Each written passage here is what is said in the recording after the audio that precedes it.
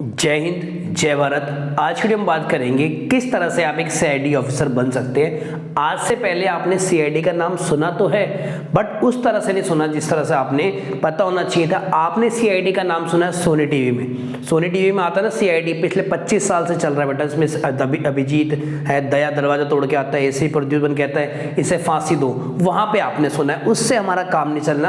आज हम जानेंगे हम सीआईडी ऑफिसर कैसे बन सकते हैं, क्या क्या इसकी तरीका है। देखो, सबसे पहले मैं आपसे बात करूं बेटा क्वालिफिकेशन। भाई जिस पेपर को आप अटेम्प्ट करने उसकी क्वालिफिकेशन तो है। अगर देखो, अगर आपको सीआईडी में कांस्टेबल बनना है तो आप होना चाहिए 12th पास, ठीक है। और बट अगर आपको कोई बड़ी पोस्टों पर जाना है तो उसके लिए आपके पास मिनिमम ग्रेजुएशन होनी चाहिए। साइंस वाले हो तो भर सकते हो, कॉमर्स वाले हो तो भर सकते हो, आर्ट्स वाले हो तो मिनिमम ग्रेजुएशन आपको चाहिए। अगर आपको बड़ी पोस्टों पे जाना है, छोटी पोस्ट पे देखना है तो आपके 12वीं पास होने चाहिए, बस बात समझ आ गई। इससे नीचे आप नहीं भर सकते, ठीक है। एज लिमिट की बात करूं भाई, कहां से लेके किस एज तक ये भर सकते हैं। मिनिमम बेटा 20 साल से लेके मैक्सिमम 27 साल है। बट अगर कैटेगरी की बात है, अगर आप SC ST हो तो 5 साल का आपको रिलैक्सेशन मिलता है। मतलब अगर आप SC ST वाले हो तो आपकी 27 साल मैक्सिमम एज नहीं है, आपके यहाँ 32 साल तक भर सकते हो, 5 साल और मिलेंगे। OBC वाले हो तो 3 साल और मिलेंगे। इसका मतलब OBC वालों के लिए मैक्सिमम एज लिमिट 27 नहीं, आप 30 साल की उम्र तक भर सकते हो, 20 साल की। जनरल वाले हो तो तुम्हें तो पता है जनरल के साथ नाइंसाफी बेटा होती जाती है, होती जा रही है। कोई रिलैक्सेशन नहीं है, कोई छूट नहीं किसी भी चीज में। बात समझ आ गई। कितनी बारी इस पेपर को तुम अटेम्प्ट दे सकते हो, कितनी बारी। भाई जनरल के लिए 4 अटेम्प्ट है, मतलब 20 से 27 साल की उम्र में बेटा कितने देते हैं, 4। OBC वालों के लिए 7 अटेम्प्ट है, यानी 20 से लेकर 30 साल तक कितने, 7 अटेम्प्ट है। और SC ST वाले अगेन फायदा उठाते हैं भाई साहब, अनलिमिटेड है। मतलब 20 से लेकर 32 तक, चाहे 8 अटेम्प्ट, जितने भी अटेम्प्ट 9 आ रहे हैं, 10 आ रहे हैं, 11 12 सब दे सकते हैं। अब देखते हैं एग्जाम कैसे होता है। एग्जाम हमारा 3 स्टेज में होता है। पहला रिटन टेस्ट, दूसरा फिजिकल और तीसरा इंटरव्यू। 3 स्टेज कौन सी है, written test, physical, interview. Written test की बात करूं, उसमें हमारे 2 पेपर होंगे बेटा। पहला है पेपर 1, 200 मार्क्स का होगा, आपको 2 घंटे दिए जाएंगे।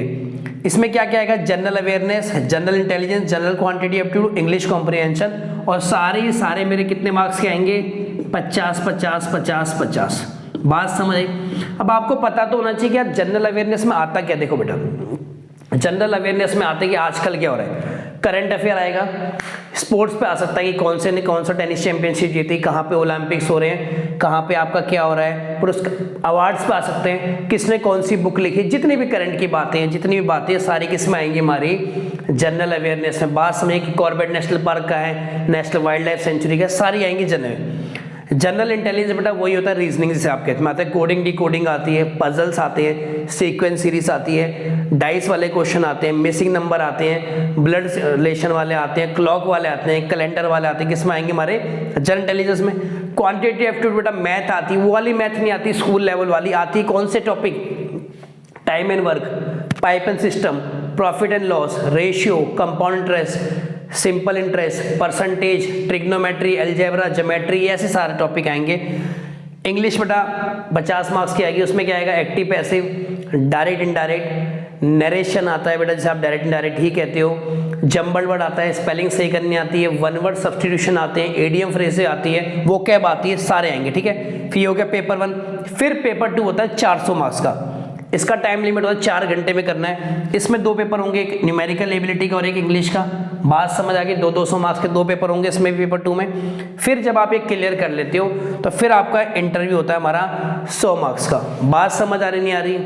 अब हम देखेंगे कि फिजिकल टेस्ट में इसमें क्या क्या मांगते। देखो मतलब मेल और फीमेल दोनों के लिए अप्लाई करते हैं, ऐसा नहीं कि मेल के लिए फीमेल अप्लाई करते हैं। हाइट जो मांगी जाती है 165 सेंटीमीटर मेल की होनी चाहिए और फीमेल की 150 सेंटीमीटर। मेल में चेस्ट एक्सपेंशन 76 सेंटीमीटर इन्फ्लेटेड, मतलब बेटा जैसा देखो वैसे कहते हैं चेस्ट इन्फ्लेटेड, कितना होना चाहिए 76 सेंटीमीटर मेल्स में खाली। आई का देखो डिस्टेंट विजन होता है, एक आंख का 6/6 और दूसरी का 6/9। और नियर विजन कितना होना चाहिए 0.6 और 0.8।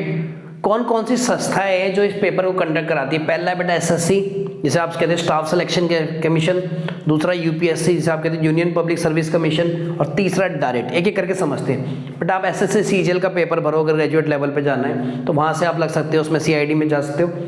UPSC के लिए सिविल सर्विसेज जिसे आप कहते हैं क्लियर करना पड़ेगा और आप यहाँ पे बड़ी पोस्टिंग लगभग करंट देख रहे हो आप DSP तक जाओगे। बात समझ आई नहीं आई।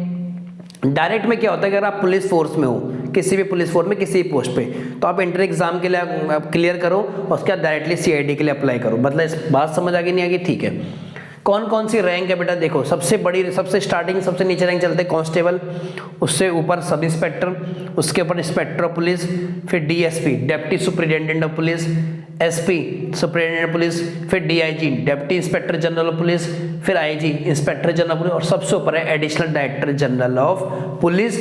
सीआईडी वालों के पास कोई भी यूनिफॉर्म नहीं होती। कभी आपने देखा भी होगा, नाटक में भी देखा होगा सीआईडी प्रोग्राम में कि उनके पास कोई यूनिफॉर्म, रियल में भी ऐसा होता है, कोई यूनिफॉर्म नहीं होती, सिविल सर्विस में रहते हैं नॉर्मली। अच्छा, जो केस बेटा पुलिस सॉल्व नहीं कर पाती है, कोई इंपॉर्टेंट केस होगा, हाई प्रोफाइल केस होगा, वो किसको फॉरवर्ड करे जाती हैं? सीआईडी को। बात समझ आ रही नहीं आ रही? इस वीडियो में बेटा करेंगे इतना ही। तब तक के लिए आपसे मिलते हैं नेक्स्ट वीडियो में। जय हिंद, जय भारत।